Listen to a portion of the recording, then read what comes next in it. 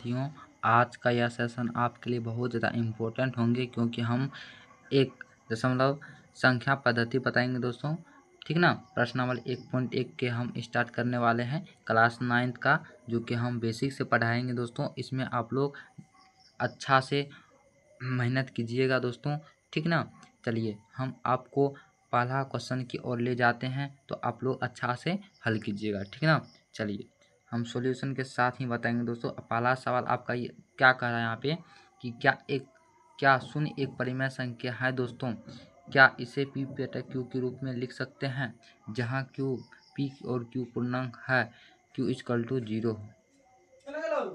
चलिए इसका जो होगा दोस्तों सॉल्यूशन में करेंगे, जहाँ दोस्तों पी बटे क्यू एक परिमेय संख्या है दोस्तों। क्या है? एक परिमेय संख्या है। यह क्या होगा दोस्तों? हाँ। क्या होगा? हाँ होगा दोस्तों। क्यों परिमेय संख्या है? क्योंकि हम देखिए पी बटे क्यू के रूप में लिख सकते हैं, क्योंकि हाँ लिख सकते हैं दोस्तों। परिमेय संख्या को एक पर पी बटे क्यू के रूप में लिख सकते हैं। देखिए हाँ, शून्य एक अपरिमेय संख्या, एक परिमेय संख्या है दोस्तों, क्योंकि इसे पी बटे क्यू के रूप में लिख सकते हैं दोस्तों।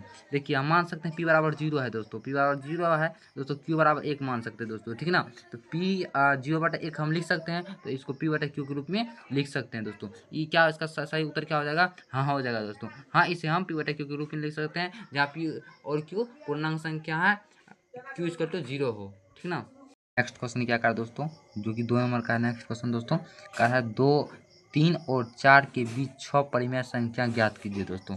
क्या 6 परिमेय संख्या कर रहा है, हमें लिखना क्या है, 6 परिमेय संख्या प्राप्त करना है दोस्तों।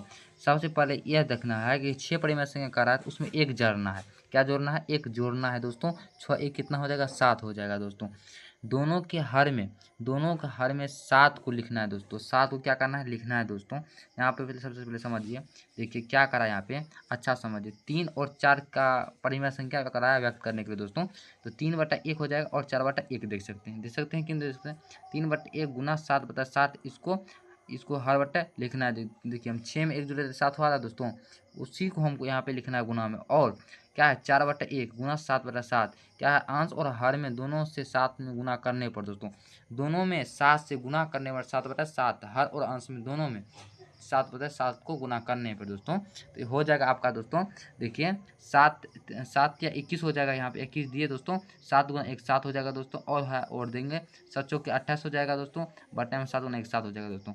21/7 और 28/7 के बीच में कितना है दोस्तों? परिमेय संख्या, इसको व्यक्त करना है। यहाँ पे देखिए यहाँ पे अतः में देखिए 21/7 और 28/7 के बीच 6 परिमेय संख्या कितना? 6 है। देखिए 21 है तो 22 तो स्टार्ट कर देंगे। 22/7, 23/7, 24/7, 25/7, 24/7, 27/7, 6 परिमेय संख्या आपका यहाँ से व्यक्त हो चुका है दोस्तों। आपका यह 2 नंबर का सवाल था। अब नेक्स्ट क्वेश्चन यहाँ पे 3 नंबर का सवाल यहाँ पे आ गया दोस्तों। ठीक, चलिए बनाते हैं। तो क्या करा है 3 नंबर का क्वेश्चन, नेक्स्ट क्वेश्चन जो आया है 3 नंबर का दोस्तों, 3/5 और 4/5 के बीच 5 परिमेय संख्या करा ज्ञात करने के लिए कितना? 5 परिमेय संख्या क्वेश्चन करा ज्ञात करने के लिए, उसमें 6 करा था, इसमें 5 करा, तो 5 में 1 जोड़ेंगे। क्या करेंगे? सबसे पहले 5 करा था, इसमें 1 जोड़ देंगे एक्स्ट्रा, 6 हो जाएगा दोस्तों। अब दोनों को अंश और हर में 6 से गुना करना है दोनों। यहाँ पे भी 6/6, यहाँ पे भी 6/6 करना है गुना दोस्तों। ठीक ना।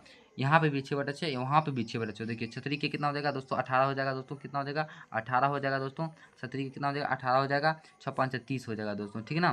फिर और देंगे दोस्तों, और देंगे यहाँ पे दोस्तों, और देंगे। ठीक ना। उसके बाद देखिए कितना हो जाएगा दोस्तों? 6 चौके 24 हो जाएगा दोस्तों। 6 चौके 24 हो जाएगा, बटे में 6×5 30 हो जाएगा दोस्तों। कितना हो जाएगा? 6×5 30 हो जाएगा दोस्तों। देखिए 18 है दोस्तों, 19 से चालू करेंगे। 19/30, 20/30, 21/30,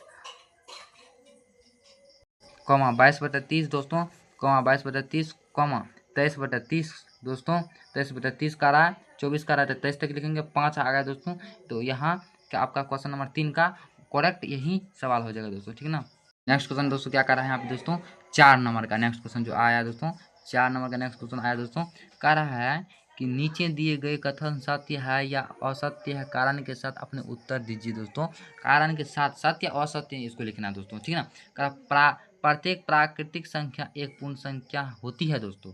2 में करा प्रत्येक पूर्णांक एक पूर्ण संख्या होती है दोस्तों। 3 में करा प्रत्येक परिमेय संख्या एक पूर्ण संख्या होती है दोस्तों। चलिए इसको हल करते हैं दोस्तों।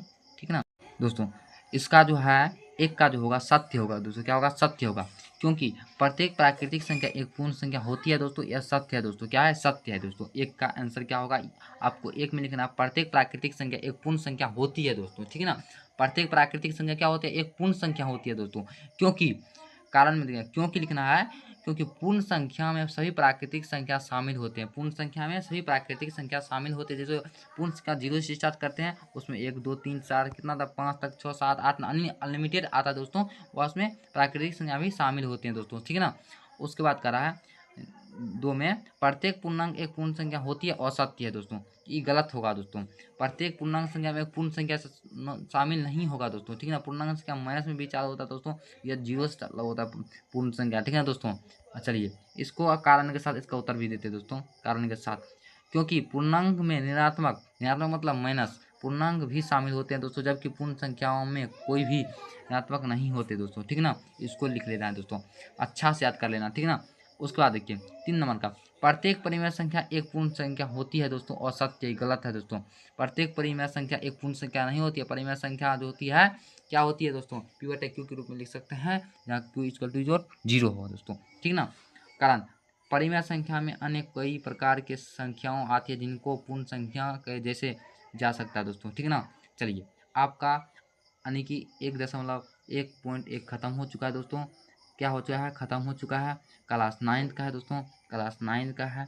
मैथ है दोस्तों, एनसीईआरटी बुक से है दोस्तों। आसान तरीका से हम बताए हैं, आपको कहीं नहीं जाना है, इस चैनल पे बने रहना है दोस्तों, ठीक। अभी तक सब्सक्राइब नहीं किए तो चैनल को सब्सक्राइब कर लीजिए, ठीक ना।